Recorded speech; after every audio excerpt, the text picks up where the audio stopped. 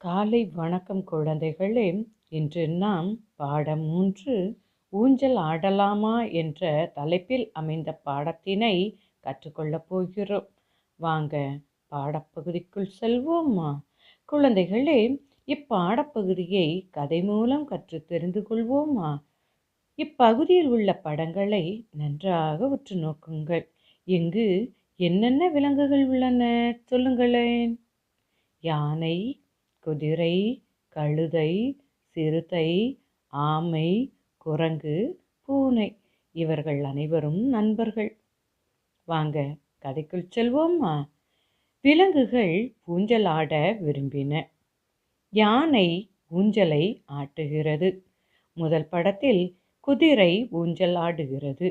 அடுத்து கழுதை ஊஞ்சல் ஆடுகிறது. யானையோ தன் தும்பிக்கையால் ஊஞ்சலை ஆட்டுகிறது. அதன்பின் சிறுத்தை ஊஞ்சலாடுகிறது. அடுத்து ஆமை ஊஞ்சலாடுகிறது. இப்பொழுது பூனை ஊஞ்சலாட வேண்டும். பூனைக்கு அடிபட்டுள்ளது. எப்படி ஊஞ்சலாடும் என்று அனைவரும் கேட்கின்றனர். அதற்கு குரங்கு, நான் ஊஞ்சலாட பூனைக்கு உதவுகிறேன் என்றது. உடனே குரங்கு தன் வாலை மரத்தில் கட்டிக்கொண்டு தலைகீழாக தொங்கியபடி பூனையை தன் கையால் பிடித்து கொண்டு ஊஞ்சலாடுகிறது. இதனை பார்த்த விலங்குகள் அனைத்தும் மகிழ்ச்சி அடைந்தன. அட, குரங்கின் உதவியுடன் பூனை ஊஞ்சல் ஆடுகிறது என்றனர். குழந்தைகளே, இந்த கதை அனைவருக்கும் பிடித்திருந்ததா? நீங்களும் இவ்விலங்குகளைப் போல ஆபத்து காலத்தில் உங்கள் நண்பர்களுக்கு உதவி செய்து மகிழுங்கள். குழந்தைகளே, அடுத்ததாக பக்கம் எண் 22 உள்ள பயிற்சியை செய்ய போகிறோம். அதற்கு முன்பாக ஐ வரிசை உயிர்மெய் நெடில் எழுத்துக்களை படித்து தெரிந்து கொள்வோமா? இக் கூட்டல் ஐ, கை, கை, ஞை, சை, ஞை, டை, நை, தை, நை, பை, மை, யை, ரை, லை, வை, லை, ளை, ரை, நை. இவை அனைத்தும் ஐ வரிசை உயிர்மெய் நெடில் எழுத்துக்கள் ஆகும். குழந்தைகளே, அடுத்ததாக பெயரை சொல்வேன் எழுத்தை அறிவேன் என்ற பயிற்சியை படிக்கப் போகிறோம். இங்குள்ள படங்கள் அனைத்தும் ஐ வரிசை உயிர்மெய் நெடில் எழுத்துக்களை அடிப்படையாக கொண்டவை.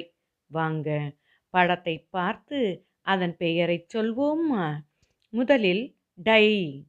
டை குடை, டை கூடை. அடுத்து தை, நத்தை, தை ஆந்தை. அடுத்து மை, ஆமை, மை பொம்மை. அடுத்து ரை, அவரை, ரை குதிரை. அடுத்து லை, இலை, லை மலை.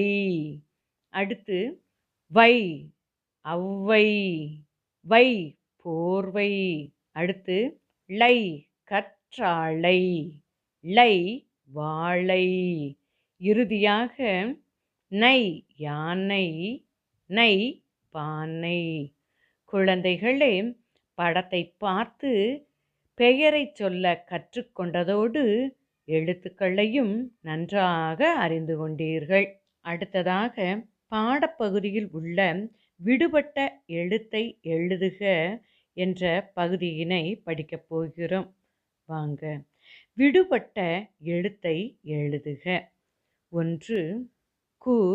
இங்கு எழுத்து விடுபட்டுள்ளது ரை. இந்த விடுபட்ட இடத்தில் என்ன எழுத்து வரும்? தி. கு தி ரை குதிரை. 2 இங்கு எழுத்து விடுபட்டுள்ளது மை. இந்த விடுபட்ட இடத்தில் என்ன எழுத்து வரும்? ஆ. ஆ மை ஆமை. 3 சி ரு. இங்கு எழுத்து விடுபட்டுள்ளது தை. இந்த விடுபட்ட இடத்தில் என்ன எழுத்து வரும்? இத். சி ரு இத்தை சிறுத்தை. 4. கு ர இங். இங்கு எழுத்து விடுபட்டுள்ளது. இந்த விடுபட்ட இடத்தில் எந்த எழுத்து வரும்? கு. கு ர இங் கு குரங்கு. 5. பூ. இங்கு எழுத்து விடுபட்டுள்ளது. இந்த விடுபட்ட இடத்தில் என்ன எழுத்து வரும்? நை. பூ நை பூனை. குழந்தைகளே, விடுபட்ட இடத்தில் சரியான எழுத்தை எழுத நன்றாக கற்றுக்கொண்டீர்கள்.